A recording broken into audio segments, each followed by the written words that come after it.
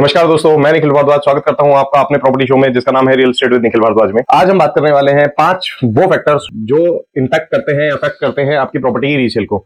चलिए, नंबर 5 पे जिस फैक्टर को मैंने रखा है यहाँ पर, this is comparative sales and appraisal values. Comparative sales and appraisal value मतलब आपकी प्रॉपर्टी के नजदीक में क्या सेल वैल्यू चल रही है, क्या कंपैरिजन चल रहा है मार्केट का। This is the fifth factor that I have rated, जो आपकी प्रॉपर्टी की सेल वैल्यू को रीसेल वैल्यू को डिफाइन करता है। Comparable sales analysis, this is a comparing recent sale कि आपकी जिस लोकेलिटी में आप प्रॉपर्टी देख रहे हैं उस लोकेलिटी में पिछली प्रॉपर्टी किस रेट पे सेल हुई है, उससे आपकी प्रॉपर्टी के रेट पर इमीडिएट फर्क पड़ता है। दूसरा, अगर हम बात करें वैल्यूएशन, अगर आप लोगों ने अपनी प्रॉपर्टी की करवा रखी है, देखिए एक ही प्रॉपर्टी में एक ही लोकेलिटी में दो तरह की प्रॉपर्टी हो सकती है। एक हो सकता है खाली प्लॉट हो, एक हो सकता है कंप्लीटली बिल्ट अप हो, एक हो सकता है सेमी बिल्ट अप हो। तो depending on the valuation that you have already put in the construction, आपने कंस्ट्रक्शन में कितना पैसा लगाया हुआ है, क्या क्वालिटी का मटेरियल यूज किया हुआ है, कितना किस कंप्लायंसेस के हिसाब से वो बना हुआ है, उससे भी आपकी प्रॉपर्टी की रीसेल वैल्यू डिफाइन होती है। तीसरा, market demand of similar properties, उस प्रॉपर्टी में मार्केट डिमांड उसी तरह की प्रॉपर्टी रेंजेस की क्या चल रही है, that also define and describes your resale value of the property. चौथा पॉइंट है यहाँ पर competition in the real estate. Demand और सप्लाई मैं आपको हमेशा मैं आपको बताता हूं, मैंने अपनी पिछली रियल एस्टेट वीडियो में भी इन सारी चीजों को कवर किया है कि demand of the real estate value in the premises that you are looking for is going to define your property। आप जिस लोकेलिटी में अपनी प्रॉपर्टी ढूंढ रहे हैं उस प्रॉपर्टी में कंपैरेटिव सिनेरियो क्या चल रहा है, डिमांड और सप्लाई का, लोग कितने कीन है उस जगह पर प्रॉपर्टी लेने के लिए, उससे बहुत ज्यादा इंपैक्ट पड़ता है आपकी प्रॉपर्टी की वैल्यू पर। और उससे जब if there are more number of transaction, अगर ट्रांजेक्शन ज्यादा हो रही होती है तो उससे आपकी प्रॉपर्टी को एक हायर एज मिलता है, आपकी प्रॉपर्टी की वैल्यूएशन बेटर लगाई जाती है। और तीसरा, प्रॉपर्टी के अपने फीचर्स और एमिनिटी क्या है। प्रॉपर्टी की नेबरहुड के हिसाब से अगर हम बात करें तो उसके अपने अमेनिटीज और अपने फीचर क्या हैं, that also builds the resale value of your property. बात करते हैं नंबर 4 की। नंबर 4 पे मैंने रखा है नेबरहुड इंफ्रास्ट्रक्चर एंड डेवलपमेंट पे। आपकी प्रॉपर्टी सिर्फ इसी बात से डिफाइन नहीं होती कि कितना साइज है, क्या डायमेंशन है, obviously this is one of the major criteria, ये तो एक बेसिक है ही है, लेकिन आपका नेबरहुड क्राइटेरिया या आपकी नेबरहुड डेवलपमेंट जो है वो भी आपकी प्रॉपर्टी की रीसेल वैल्यू को बहुत ज्यादा तक डिफाइन करती है। चलिए देखते हैं कौन सी चीजें मैंने इसमें कवर करी है। अपकमिंग इंफ्रास्ट्रक्चर प्रोजेक्ट, अगर आपने अपनी नेक्स्ट प्रॉपर्टी परचेज एक ऐसी जगह पर करी है जहां पर बहुत सारे प्रोमिनेंट बिल्डर्स आ रहे हैं, मान लीजिए आपने किसी फॉर एग्जांपल आपने एसपीआर रोड गुड़गांव में आज की डेट में इन्वेस्ट किया, या ग्रेटर नोएडा एक्सटेंशन में आपने इन्वेस्ट किया, या नोएडा एक्सटेंशन में आपने इन्वेस्ट किया, तो वहां पर आपको पता लगेगा कि वहां पर बहुत सारे जो रेपुटेड बिल्डर्स हैं उनके प्रोजेक्ट्स आ रहे हैं। फॉर एग्जांपल M3 वहां पर है, जहां पर डीएलएफ वहां पर है। तो obviously if you have a property in such a vicinity, आपकी जो प्रॉपर्टी की रीसेल वैल्यू है वो हमेशा ज्यादा रहेगी। ट्रांसपोर्टेशन एक्सेसिबिलिटी, प्रॉपर्टी का एक दूसरा अहम पहलू उसकी एक्सेसिबिलिटी है, उसका ट्रांसपोर्टेशन है, उसकी इजीनेस है, the way you approach to your property या the way other approach to your property. आपकी प्रॉपर्टी में जाने की कितनी सुगमता है, इससे आपकी प्रॉपर्टी की रीसेल वैल्यू पे बहुत ज्यादा इंपैक्ट पड़ता है। तीसरा, कम्युनिटी फैसिलिटी।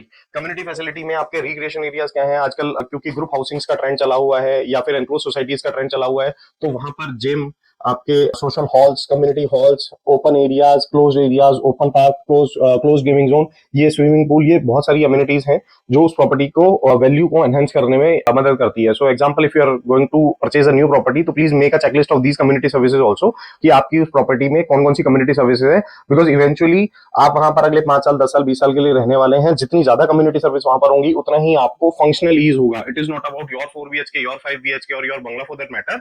आपकी जो रिक्रिएशन एरियाज हैं, आपके जिम है, आपके स्विमिंग पूल्स हैं और बच्चों के खेलने के लिए जगह है, पार्क है, वो सारी चीजें आपकी प्रॉपर्टी की रीसेल वैल्यू में बहुत मदद करती हैं। जोनिंग रेगुलेशंस, गवर्नमेंट हर 10 साल के लिए एक मास्टर प्लान डिफाइन करती है और उस मास्टर प्लान के हिसाब से किसी पर्टिकुलर सेगमेंट की, किसी पर्टिकुलर एरिया की जोनिंग होती है। फॉर एग्जांपल, क्या उस जोनिंग में इंडस्ट्रियल बेल्ट डिफाइंड है, या कमर्शियल बेल्ट डिफाइंड है, या फिर रेजिडेंशियल बेल्ट डिफाइंड है, तो उस सारी जोनिंग से भी आपकी प्रॉपर्टी की रीसेल वैल्यू को बहुत मदद मिलती है। Last, community engagement.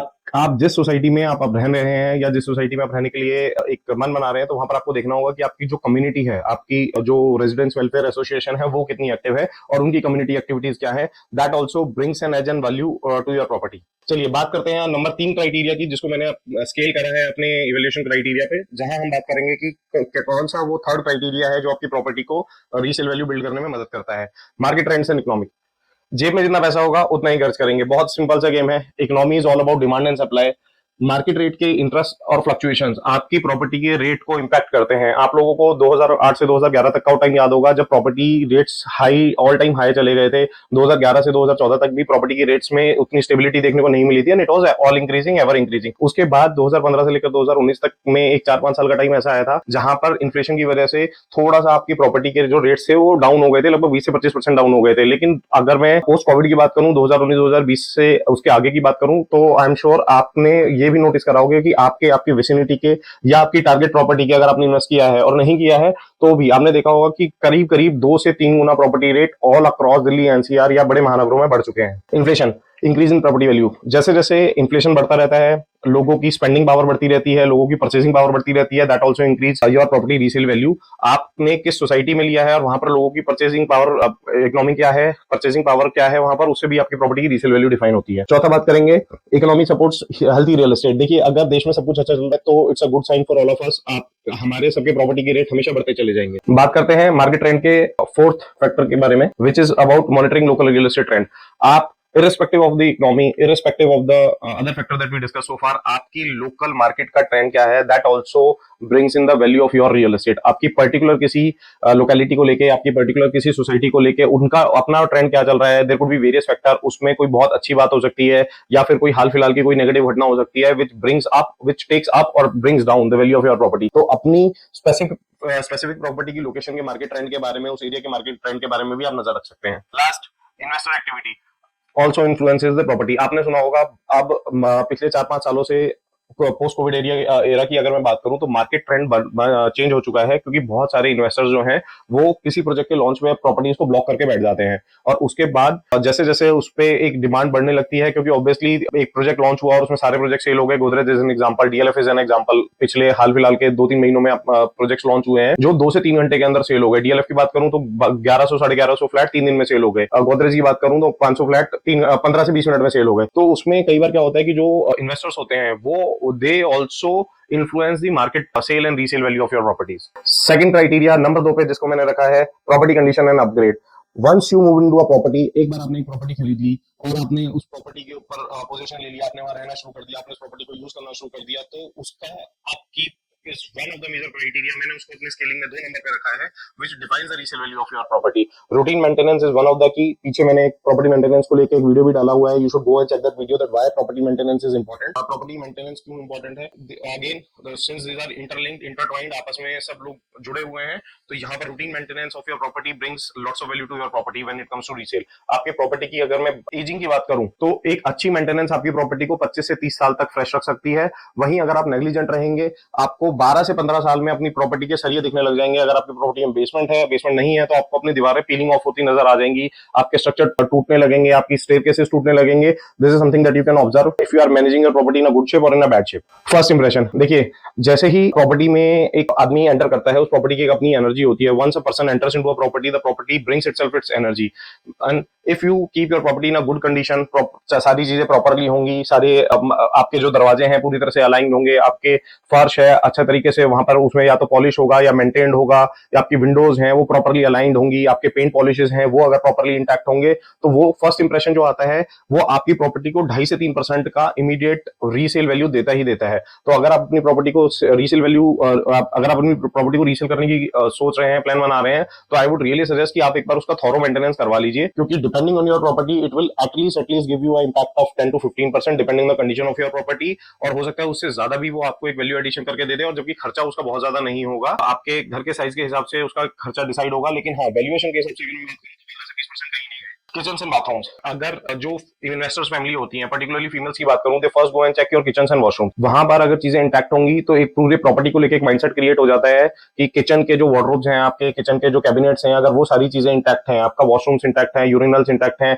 आपके डब्ल्यूसीज इंटैक्ट हैं, वॉश बेसिन इंटैक्ट हैं, तो that also improves value of your property. आपको रीसेल करने में उससे भी काफी ज्यादा मदद मिलती है। एनर्जी एफिशिएंसी, अगर मैं कमर्शियल बिल्डिंग्स की बात करूं तो वहां पर आपने सोलर प्लांट क्या लगाए हुए हैं, या फिर आपने अपने इक्विपमेंट्स में कौन सी एनर्जी मॉनिटरिंग डिवाइस लगाई हुई है या एनर्जी एफिशिएंसीज के लिए डिवाइस लगाई हुई है, that also defines resale value of your property. अगर आपने अपनी प्रॉपर्टी में अच्छे up to dated technical equipment लगा रखे हैं तो आपकी प्रॉपर्टी की रीसेल वैल्यू को हमेशा मदद मिलती है। लास्ट बात करते हैं होम इंस्पेक्शन की। You should build a habit, आपको एक आदत बनानी चाहिए wherein you go and inspect your property on periodic basis. आपको अपनी प्रॉपर्टी को जाके पर्सनली या अपने किसी ऑथराइज रिप्रेजेंटेटिव या किसी रिस्पॉन्सिबल रीजनेबल रिप्रेजेंटेटिव के तहत you should go and check your property. उसमें एक प्रॉपर चेकलिस्ट होनी चाहिए, जहां पर आप इंफ्रास्ट्रक्चर की बात करेंगे तो आप एनवलप आपके चेक होने चाहिए, आपके डोर विंडोज चेक होने चाहिए, आपके इक्विपमेंट चेक होने चाहिए, आपके लाइट चेक होनी चाहिए, आपकी मोटर चेक होनी चाहिए। ये सारी चीजें, आपकी ड्रेन लाइन, आपका प्लम्बिंग बहुत इंपॉर्टेंट है, क्योंकि over the period of time first problem that you will face in any building is plumbing. आपको किसी भी प्रॉपर्टी में जो फर्स्ट प्रॉब्लम देखने को मिलेगी वो प्लम्बिंग में देखने को मिलेगी 99% केसेस में। सो अगर आप एक